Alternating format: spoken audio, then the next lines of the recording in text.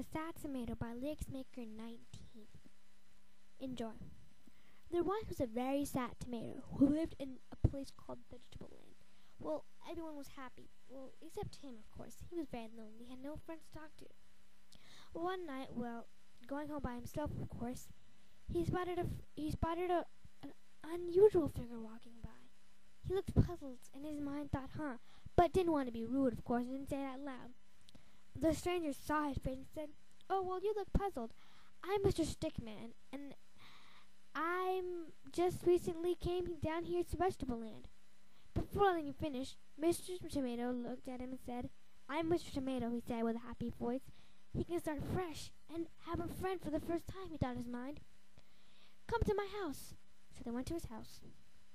He looked around. It was very comfy and very cozy. "You know, you're the first visitor I ever had in," he said, stopping at every time.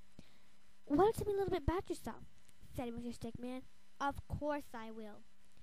So, Mr. Stickman told him all about his life, and how it sucked really bad, had no one to share his life with. Mr. Stickman felt really bad for him and said, "I'll be your friend." "You will?" he said. "Of course I will." He drank his cup of tea and said, "Well, I'll be on my way. I have to go home to my house." "Well, I guess I'll see you tomorrow." "Sure will." That day, Mr.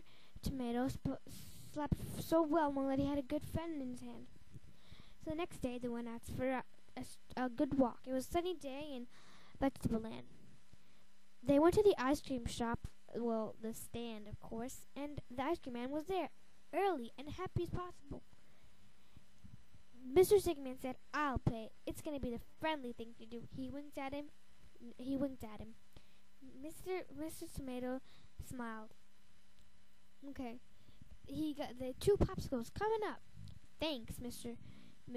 Tomato said.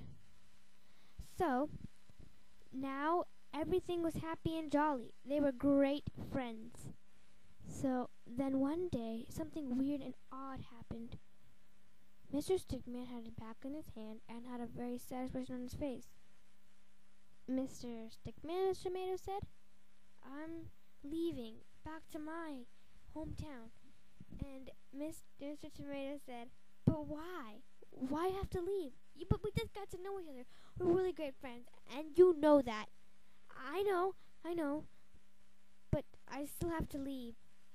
"Why? I was just visiting. I'm very sorry." But then he pulled out something from his bag. "Here you go. Take this home, and you'll always remember me."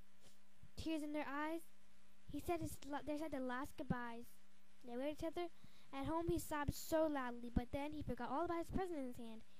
He picked it up and opened it, and inside was a picture like no other, a picture they had took on their first time they met.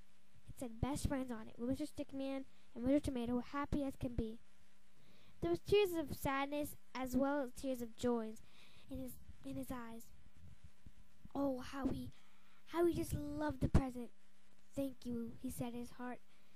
And he knew that Mr. Stickman was sad somewhere, but he still remembered Mr. Tomato. And from that day on, Mr. Tomato was never the sad tomato again. He always remembered that no matter where you go, you always find friends. And he did make some friends, but not the greatest friend he ever had in his life, Mr. Stickman. The end.